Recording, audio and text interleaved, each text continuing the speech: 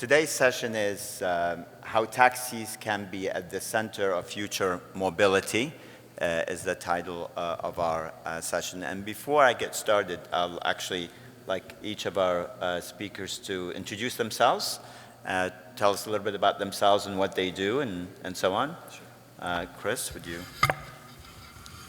Chris Swayce. I'm the CEO of Autocab San Francisco. We acquired Autocab in 2017 and have been operating it since. And when we took over that company, we chose Autocab as our dispatching software. That's the only one. Hi, I'm Dennis Cinelli. I lead the U.S. and Canada mobility business for Uber. I'm happy to be here. I've been with Uber about 5 years. I don't know that I would be sitting here 10 years ago. So I'm happy that you're having me and look forward to having this discussion.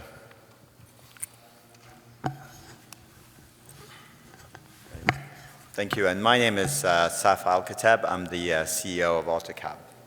So I'll start off first, just spend a few minutes. So just a little bit about Autocab for those of you that may not be familiar with us. So we're a leading provider of technology to the taxi and private hire industry worldwide. Let me just move this over here. We have customers in 33 countries around the world, hundreds of customers, honestly. It's like over 1,000 customers all over the world, running tens of thousands of vehicles.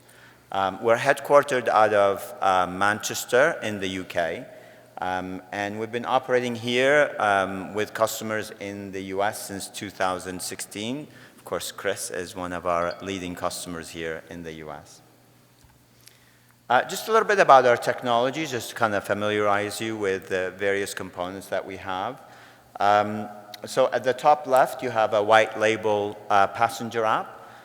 This is something that you give to your riders to obviously book, fully featured, very slick, we think, and highly competitive in terms of look and feel and functionality in the market. We also have, just I guess going in no particular order, apparently here's how this presentation was put together. But chatbot technology, where your customers can actually book using Facebook Messenger and in the future using WhatsApp as well. Next to that, you have what we call the driver companion. This is an Android and an iPhone driver technology that your drivers can use, of course, to receive bookings. Not only, of course, simple bookings, but all the complex jobs that you guys do out there. It's designed to do that very effectively, but very easy to use. You just keep slide 3 or 4 times, and then the job is finished. We also have a product called Delivery Point. This is an app that you can give to any restaurant or a shop and be able to, for them to be able to do deliveries with your fleet. We also have a phone system, what we call the Phantom phone system, that can run your call center. It has IVR and all the features and is tightly integrated with our dispatch technology.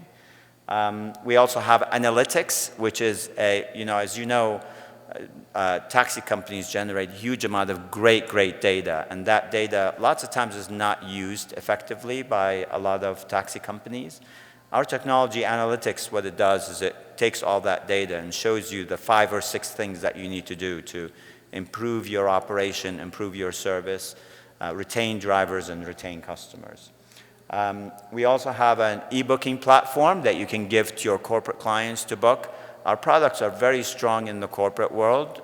You can support the largest corporations with them in terms of how they work, in terms of the white label app, the e-booking platform, and also what we call the accounts portal, the corporate account portal that you can give to your clients in order to manage budgets and rules and so on. And last but not least is our dispatch system, which is what we call Autocab 365. It's a fully featured dispatch system. It has features, 30 years worth of features, but of course, completely cloud-based and web-based interface. It also has a cashiering or an accounts package as well that does that. So this is kind of the slew of technology. Most customers that we have, honestly, can take this package, integrate whatever else they want to use. and run, it kind of probably does 90% of the technology that you need to run your business. We also do something maybe different than other technology providers. We also run what we call the iGo Marketplace. This is technology that we developed and launched 4 years ago. It's a way for taxi companies and operators to receive work from demand generators and exchange work between operators and demand generators. So you can say we have kind of two parts to our offering: our SaaS offering, which is what you see on the left, and the iGo Marketplace on the right. Our systems are all in the cloud, highly secure, and we have open APIs, so you're more than welcome to take those APIs and integrate any other technology that you like to run your business. So just kind of going more toward the topic of today, the discussion that we have today.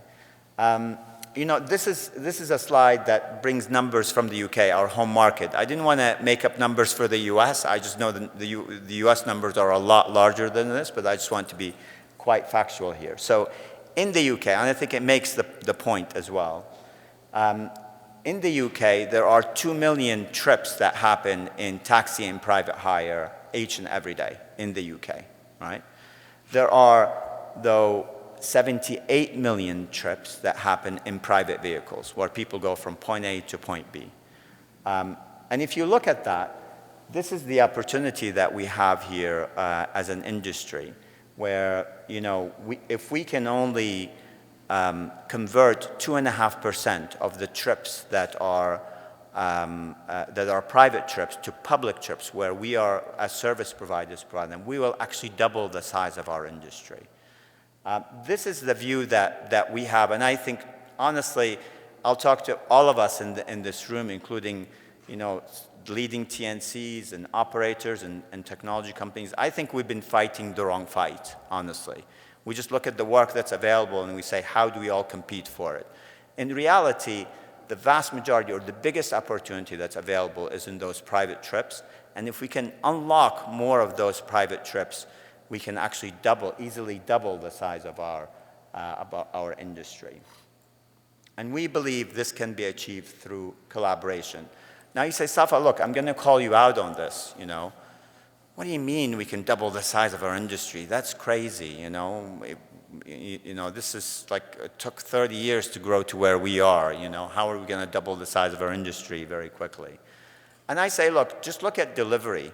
Just look at delivery. Actually, the numbers for the number of deliveries that happen in the UK today is the same number as the number of taxi trips per day that happen. There are actually 2 million delivery trips that happen in the UK. And I think these numbers are very much parallel to what's happening in the US, just larger numbers. What do you think those delivery trips were 5 years ago? There are people getting in their own cars and going to restaurants and buying food and bringing it back home. I'm going to run to McDonald's and get a sandwich and come back. That's what they were. They were private trips that happened in people's own vehicles. But through technology and innovation, those trips were converted from a private trip to a service-oriented trip. Now, magically, if 5 years ago we were like, you know what? If something moves from point A to point B, I don't care if it's a person or a thing, we want to be doing it, we would actually have doubled the size of our industry collectively in the past 5 years if we had done that, right? And so through innovation and working together, we think we can really grow the size of our industry. And I think, honestly, us as an industry in the ground transportation, we've been working, each of us in our own bubble. But I think a lot of other industries don't work like that. This is an example of the hotel industry and the aviation industry. If you go back to the late 1990s, you can see it was very, very flat. Look at the growth curve. Let me see if I can point out with this thing. Can you see this cursor?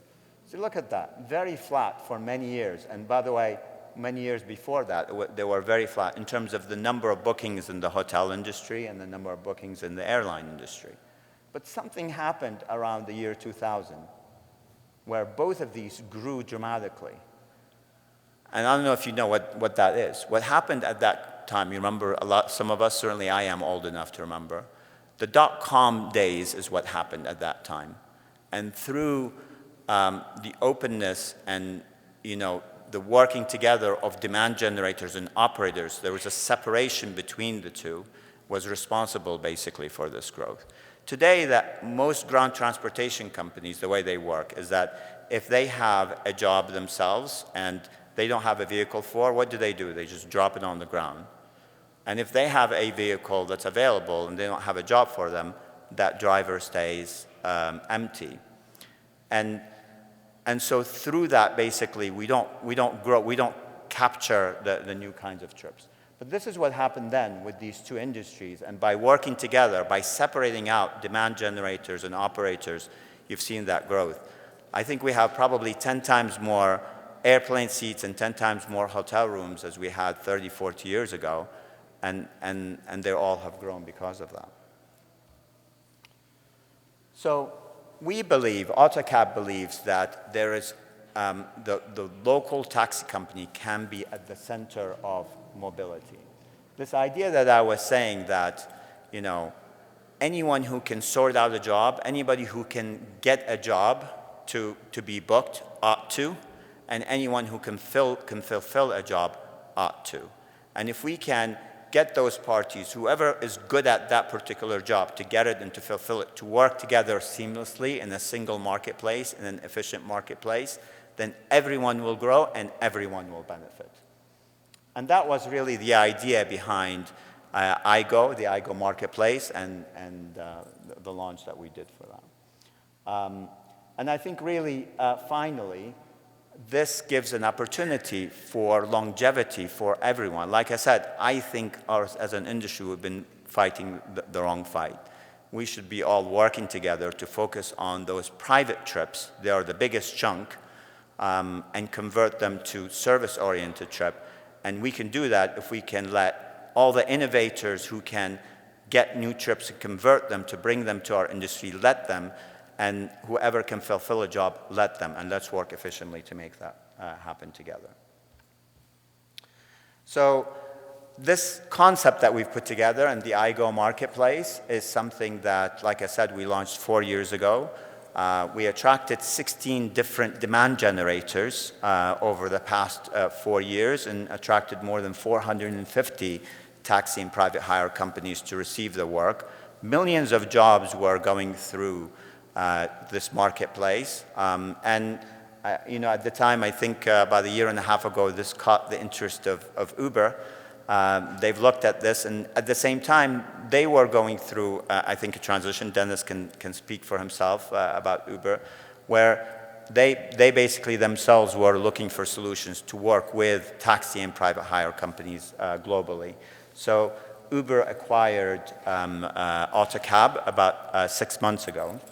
And the result of which has been very positive, where Uber has now launched in the UK in 18 towns and cities in the UK with local operators. This is some of the press coverage that we have seen there with local operators benefiting from work that they've received from Uber through the iGo marketplace. And of course, Uber themselves benefited quite a bit by providing service to their customers. And this is kind of how it works together. It's just a very simple diagram. At the top there, you have the Uber app that will put work through the iGo marketplace. Now, we also have other demand generators that can put work through on that. And that connects to the Go's dispatch system, which, like we said, is, we think, the best dispatch technology in the world. And everything works very seamlessly. Not only the bookings go through this way, but also there's a wallet system and the payment goes through this as well. So the way it works is that actually when your driver finishes the work, when they slide to say, I've completed the job, and the passenger leaves the vehicle, at that moment in time, that money moves from Uber's wallet to your wallet. And so you have the money right there and then it's up to you to take that money, and then you pay your driver any way that you like to pay your driver, right? So the money comes to you as a company. And on the right-hand side here, you see the Uber app and the local cab option. This is the name of the product that Uber launched in the UK. It's called Local Cab, where the customer can choose to have UberX or UberXL or Local Cab. So it's actually the passenger that chooses which service they'd like to go with. So I'll let Dennis talk about this later in his own presentation, but of course this method benefits the taxi and private hire companies where they receive work, but also it benefits the demand generator or aggregator like Uber themselves. More coverage, more gross bookings, more vehicles. So, and that's really the way it needs to be. For this to work, it needs to be beneficial for both sides, and it needs to be working in a way that's sustainable and good for both sides on the long term. So, I don't know if you'd be interested in this level of detail, but I'm happy to show you very quickly. This is actually how it's working right now today in the UK. When somebody opens an app, especially let's say in a place where Uber doesn't operate, it says welcome to that city, and you can learn more about, a company will be taking your booking, a local company. The actual Uber app will be advertising this fact, on their app. And then you just go through the normal booking process, like taking any other Uber booking, with going in, putting in your address, and then you get a price, and that price comes from your system to do that. Okay, and then you just continue on, and then basically once the booking is made, then your company name is presented to the rider, telling them that it is your firm that's performing the work, and the picture of your driver will show up on there with the registration. And then the trip kind of completes, the same way. If there is any issue with the ride, then your phone number or your contact information is provided, and the rider will be directed to you because they're, at that point, you're the service provider providing that service. Okay, so that is my presentation. I'm going to give it to Dennis. Thank you, Safa. Okay, so I thought I'd spend some time talking through, just giving the state of Uber and some context of why we're here, and why we're trying to, now we think is the time to engage with taxi in a longer-term partnership. Next slide. So Uber today, not unlike all of you, Uber really felt the pains of COVID. Our mobility business declined in the trough some 80%, from where it was pre-COVID levels. We were lucky in that we had a real natural hedge in the Uber Eats, the delivery business. And so even though mobility, our rides business, is not fully recovered, overall Uber gross bookings are growing on the back of some really strong delivery demand. Though that being said, we're starting to see, and we're starting to see signs of recovery. Mobility business globally is nearly 80% recovered. You all are seeing signs of rider demand. You're seeing it in our surge prices as well. And so we think there's strong appetite to start moving again in the world, and we're seeing it, and we continue to have optimism for the future. But much like all of you, we're struggling with recruiting and retaining drivers. More recently, though, in the last month or so, it's been a little bit better.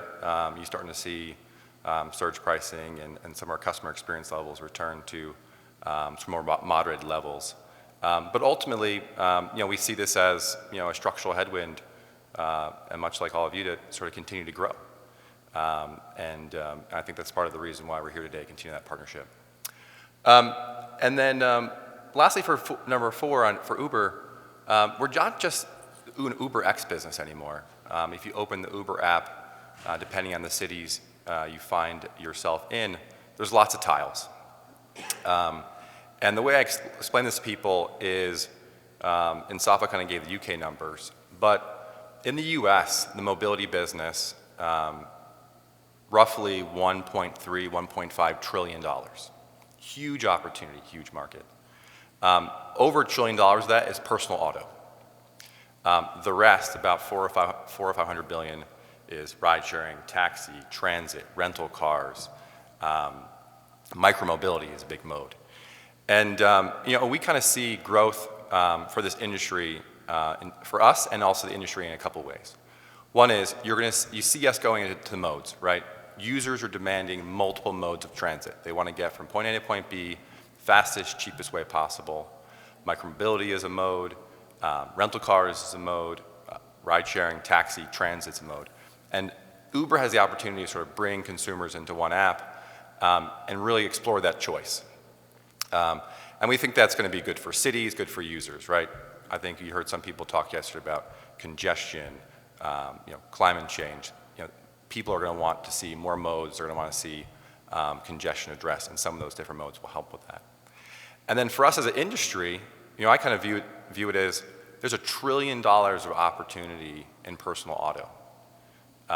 People are going to have to get out of their cars. Even just thinking about having a second car today is kind of a luxury, and depending on where gas prices are going.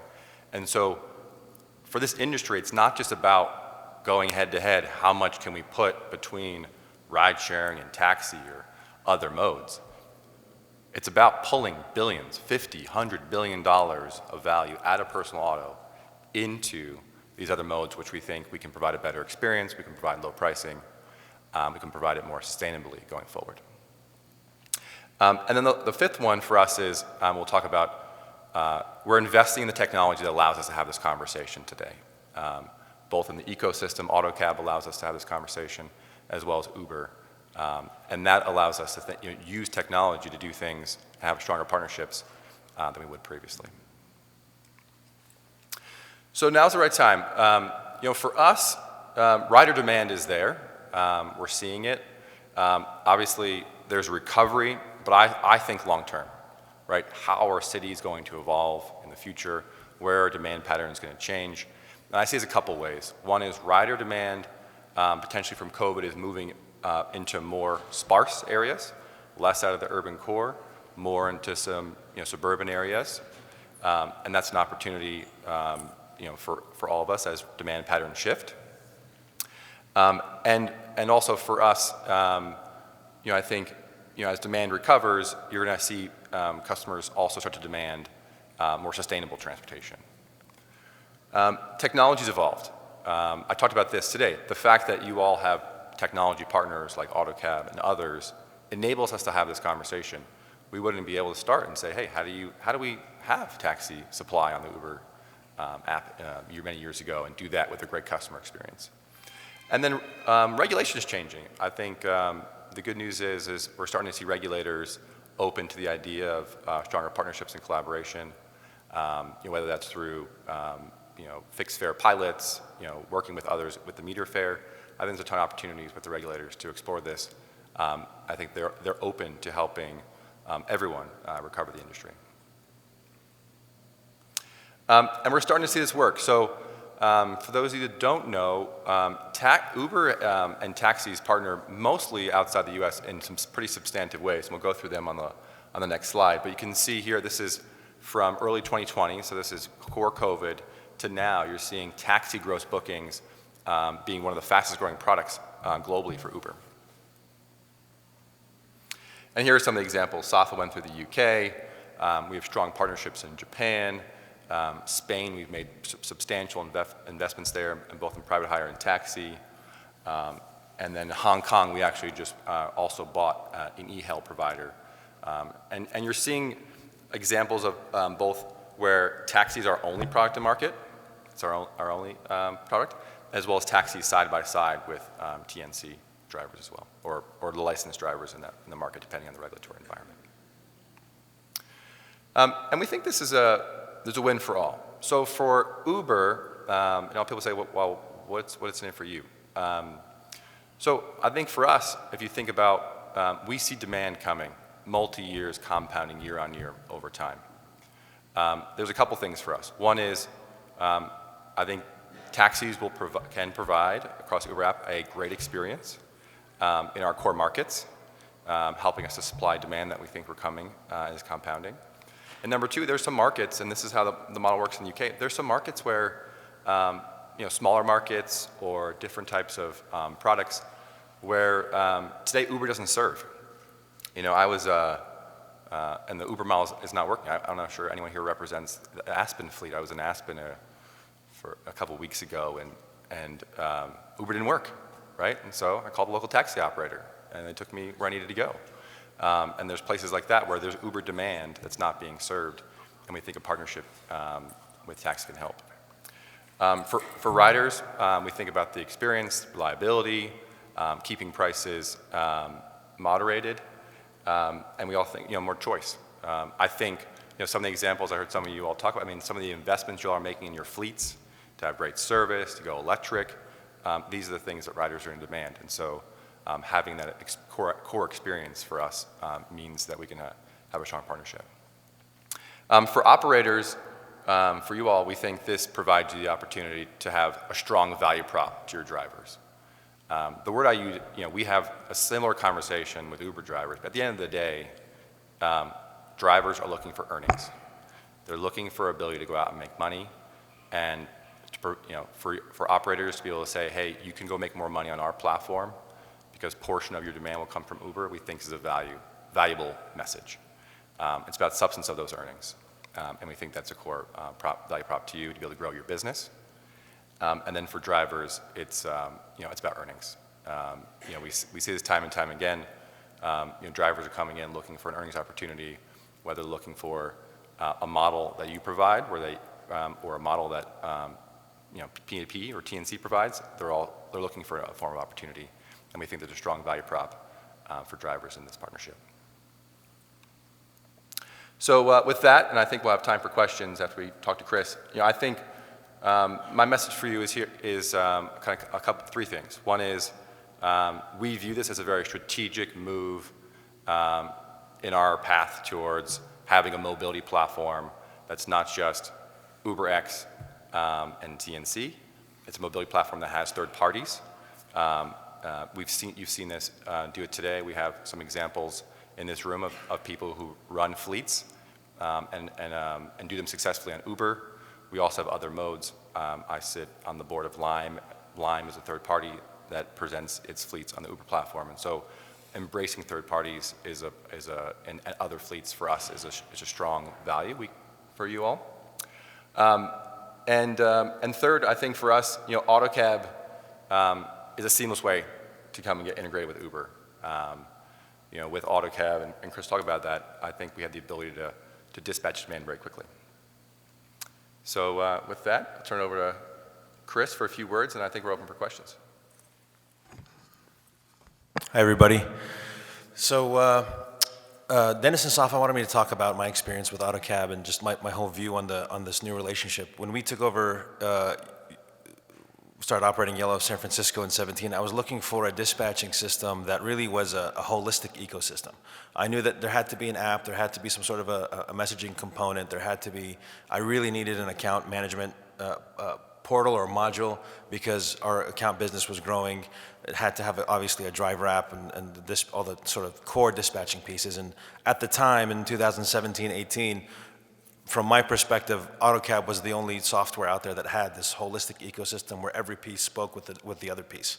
And so you could book online, you can book through the app, you can book over the phone, you could get everything, you'll get the SMSs, your app will link with whatever rides you have in the dispatching system. So that's really what attracted me to the company back at the time. And I had met with Safa, and he was very welcoming, and it just was a great partnership from the beginning for us. And we've stuck with them, and during the pandemic, we brought on a lot of medical accounts, and when they look at the account portal, that's the thing that really brings them on for us in San Francisco, is they have this interface, they have access to a piece of our system where they can manage and budget and manage their users, manage their budgets, manage all their settings. And then when the news of the Uber and Autocab, the Uber acquisition of Autocab happened, a lot of folks had different opinions about it. Some were worried about Uber getting involved with the taxi industry. I, quite frankly, was excited. I look at it as, my perspective has sort of changed over the years where, as fleets, we derive our primary revenue from leasing out taxi cabs to our drivers. And Uber makes their money off of, the commissions or the prices that the passengers pay. So it kind of goes hand in hand. They're very complementary business models, from just the operational standpoint and from an economic standpoint. So it completely made sense for me. Why wouldn't my drivers want to have this additional revenue? They're already paying my lease fees. They're already going out and earning some sort of a living. So this would just be extra revenue for them that would attract more drivers to my fleet. We saw it during the pandemic. At least we did. I'm sure a lot of you saw it as well, where you had drivers transporting people for a few hours during the day, but then, hey, dinner time rolls around and they're now working in their cab with the DoorDash app or the Grubhub app, and they're delivering food during those hours because maybe there wasn't a lot of demand for the passenger transportation piece of things, or maybe that delivery was more lucrative than the passenger transportation during that time. So I think the appetite at least in our drivers, and I think in the industry as a whole, I think the appetite for this business is there. I think the technological capabilities are certainly there, and to me, it's a win-win-win for everybody. I mean, the passenger gets transported, Uber makes their money, we make our money, and I'm really excited to see how things are going to happen moving forward. Thank you, Chris. Thank you, Dennis. Yeah, and honestly, over the past number of months, we've been working really, really hard at Autocab and very closely with the Uber team to make sure that the rider experience is perfect. This is what it's all about. We've seen people come and try to do some similar things before, but we've also seen them not work, because if the rider experience isn't perfect every time, this will not grow. So we've been doing a lot of work behind the scenes to make sure our technology and the Uber technology is tightly integrated in a way to basically make sure the rider experience is perfect. And we will continue to do that. There's actually more work to be done. I think the common objective for Uber and ourselves is that if a rider chooses to book an UberX or a local cab, they should have fully the same experience with all the capabilities, and there shouldn't be a difference with that. So I guess with that, if you have questions, we'd love to hear those questions. Feel free to ask anything. Neil has a microphone. Anybody has a question?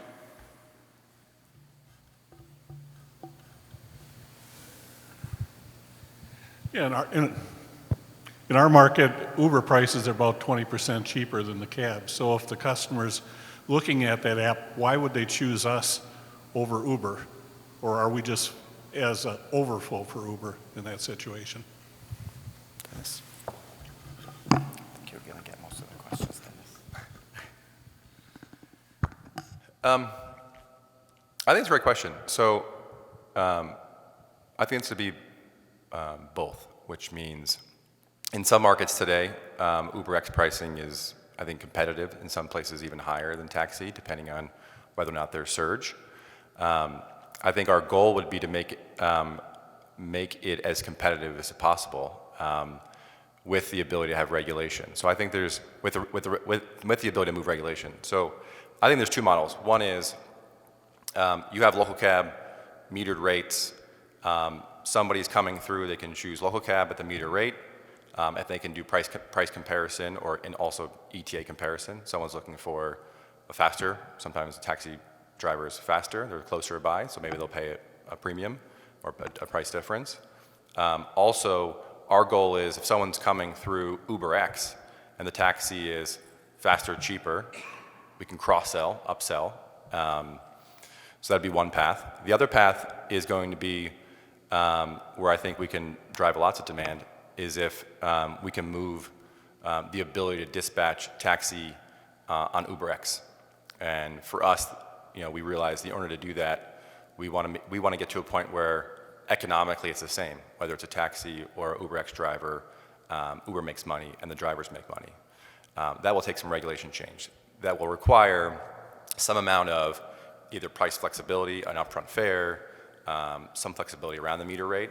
I think in order sort of for UberX demand to come into taxis.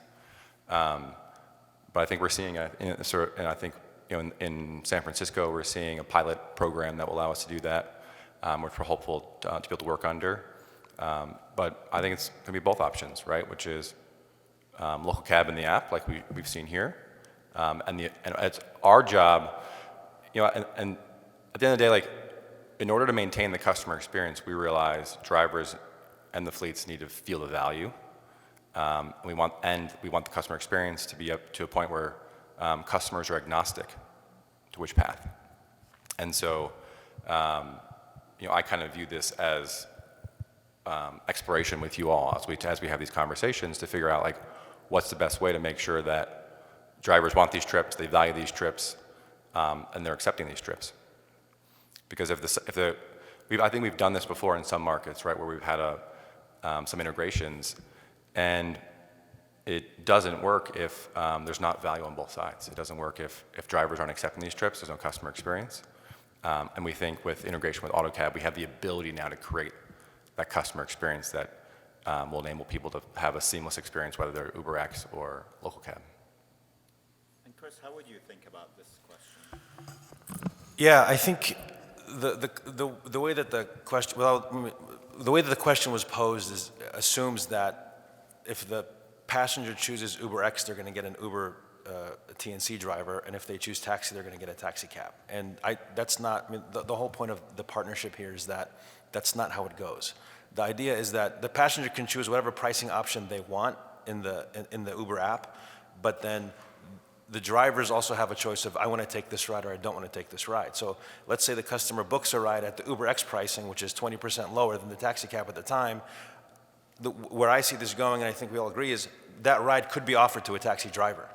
And so it's up to the taxi driver to choose if he wants to take that ride at a 20% discount or not. So it's not, choosing one path or another doesn't preclude us as operators and our drivers from making revenue off of that ride. Hi, so I actually have two questions.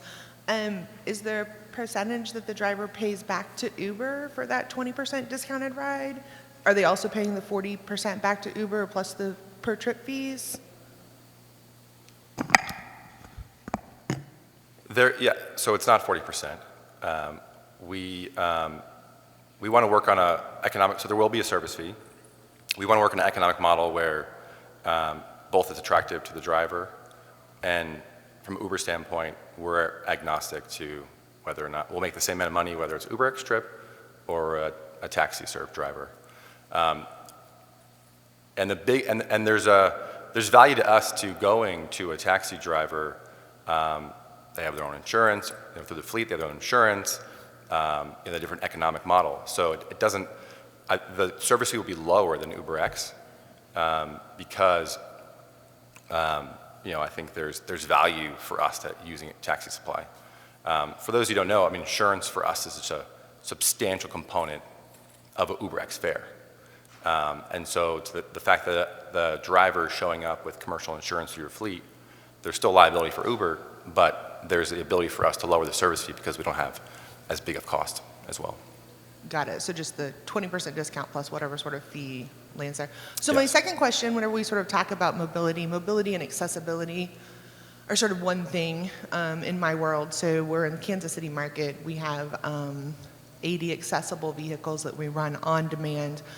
I see very little commitment to Uber as far as accessibility goes, other than in cities where they have paired up with a taxi company who has made that commitment. So if you could sort of speak to that, it really feels definitely in my market, I don't know about others, but that partnership would simply be because I'm accessible and you're not. I think that's a great mode for us to continue to partner. We're faced, like a lot of you, with a certain accessibility requirement.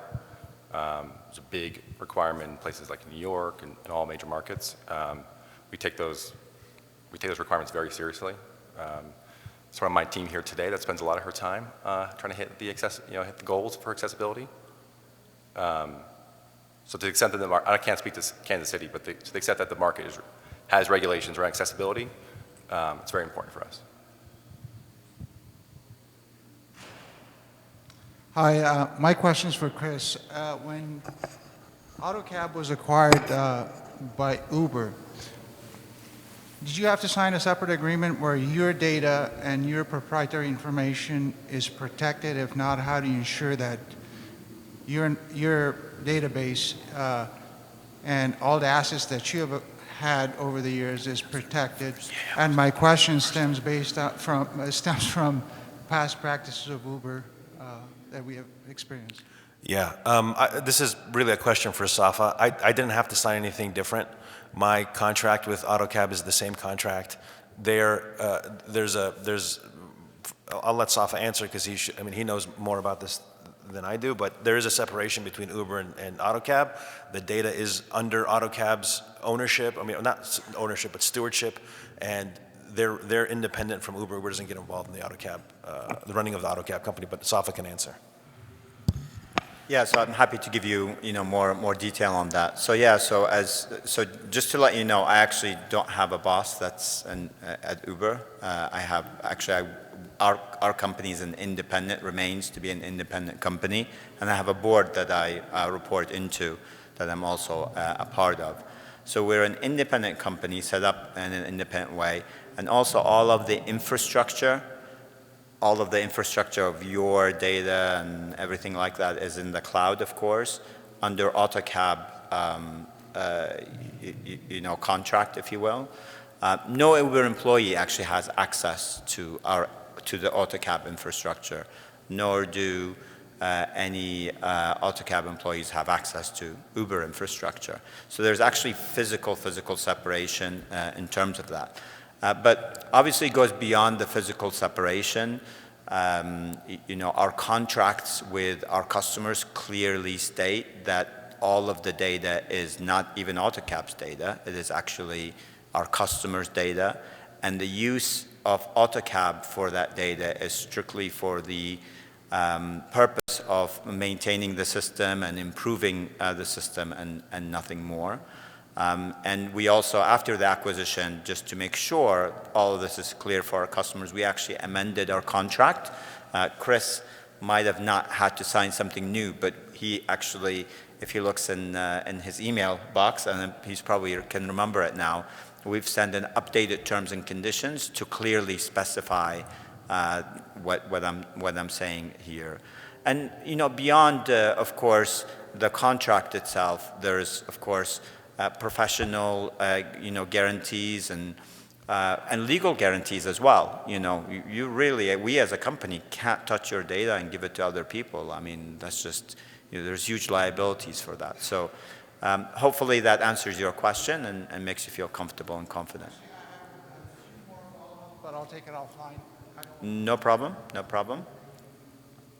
And just to clarify that actually the booking is made with the firm, not with the driver, and the payment is given to the taxi company, not the driver. It might have been semantics from what you had mentioned, but in terms of the money flow from Uber for a particular job, it goes to you as a firm, and it's up to you to pay the driver how you pay them in terms of that. Just to kind of clarify that question.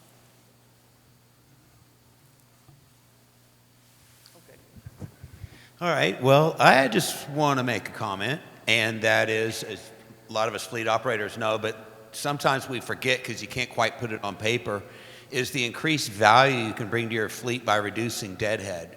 So if you have 200 cars in a big county and you're doing 1,000 trips a day and making 10%, and you go to 400 cars with 2,000 trips, it cannot just be 10%. Carefully, you could probably move to 11 or 12% because the average distance your driver drives is half. So this is the first I've heard of any of this, but it does sound pretty exciting at first that we might be able to sprinkle some more trips into a fleet. And even if we're not making any more money at it with ourselves, we could add cars and have more trips for drivers, thus retaining a better driver, a better career driver, that is. Thanks, Chris. For me, the way I view it is that we are all professional fleet operators, and we have these assets that are out in the market, and they're providing service, and they're not being fully utilized. And so as a fleet operator, when I look at it, I want to maximize the different revenue sources that my drivers have access to, and it's my job to provide them with as many of those revenue sources as possible. And so when you do that, you maximize the utilization of the driver's time, his earnings per hour, you maximize utilization of the vehicle, and it just makes the entire sort of urban mobility piece of what we do, a lot more efficient, a lot more, yeah, efficient, I guess is the right word.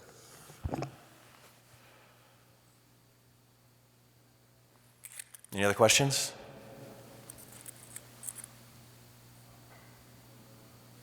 Anything else? Okay.